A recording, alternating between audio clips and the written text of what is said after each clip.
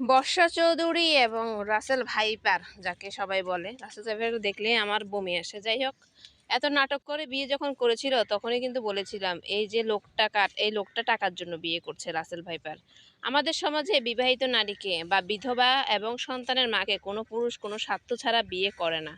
কারণ আমাদের সমাজে পুরুষ মনে করে যে নারীর একবার বিয়ে হয়েছে সে নারী বাসি হয়ে গেছে, পুরনো হয়ে গিয়েছে, সস্তা হয়ে গিয়েছে। সে নারীর যদি টাকা থাকে বা তার কাছে যদি দামি পাসপোর্ট থাকে তবে তাকে সন্তানসহ মেনে নেয় কিছু পুরুষ।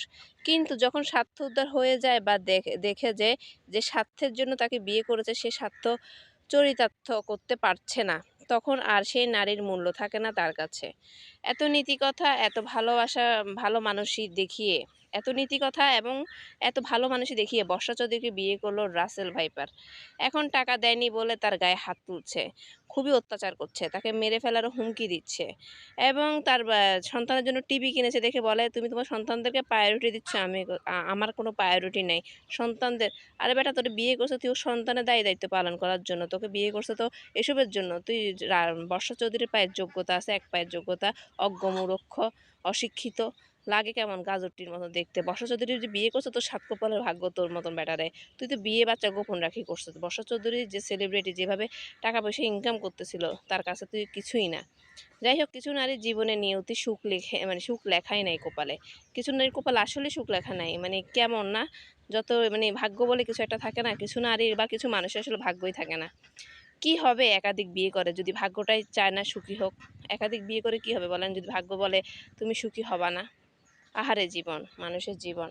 যাই হোক, বর্ষা চৌধুরীকে বলবো আপনি ঘুরে দাঁড়ান, আপনি একটা ভালো আইনি মামলা আইনিভাবে লড়েন, ওকে পুলিশের পুলিশের হাতে তুলে দেন বা আর্মির হাতে তুলে দেন। আর্মিরা একদম সাজা করে সোজা করে দিবে তাকে, সে জীবনে যেন এমন না করে। আর আপনার রুচি যে খারাপ সেটা বুঝে গেল, আপনার রাসেল ভাইপারের মতো মানুষের কাছে পটে গিয়েছেন। আর আপনার যে সহজ সরল এটাও বুঝে গিয়েছি, বর্ষা চৌধুরী আসলে সহজ সরল।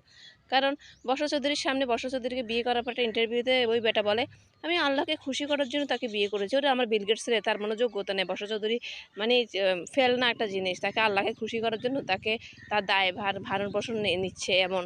কিন্তু না, বর্ষা চৌধুরী আল্লাহকে খুশি করার জন্য তোরে বিয়ে করছে, তোর ভরণ পোষণ দিচ্ছে, তোর ইলিশ মাছ খাইতে ইচ্ছে করে, তোর পাঞ্জাবি লাগে, তোর যেটা পছন্দ যেটা খাইতে মন চায় সব কিছু বর্ষা চৌধুরী তোর ভরণ পোষণ দিচ্ছে। তাহলে আল্লাহকে খুশি করার জন্য কে করছে বিয়ে? বর্ষা চৌধুরী করছে, তুই না। তুই তো একটা অজপাড়া গ্রাম থেকে আসছিস আর বিদেশে টয়লেট পরিষ্কার করতি।